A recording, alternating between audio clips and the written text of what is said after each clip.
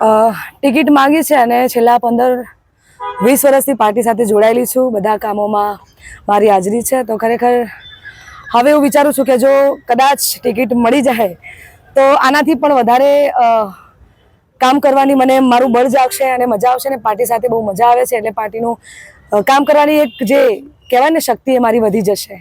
લોકગાયકમાંથી કહી શકાય, સિંગરમાંથી રાજકારણમાં આવવાનો વિચાર કેવી રીતે? હવે આટલા 15-20 વર્ષથી જોડાયેલી છું એટલે જાગ્યું છે કે ના, કામ કરવાની વધારે મજા આવે છે બીજેપી સરકાર સાથે.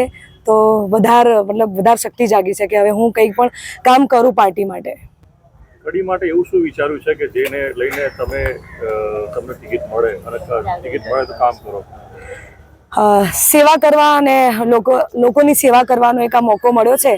તો જો કે સેવા તો હું બીજેપી પાર્ટી મારા કલાકારની શ્રેણીમાં કરું જ છું, પણ તોય બી આ એક મોકો મળ્યો છે તો આનાથી પણ વધારે સેવા કરવાની શક્તિ જાગી છે. તો હું પણ એ પણ અપનાવી લીધી.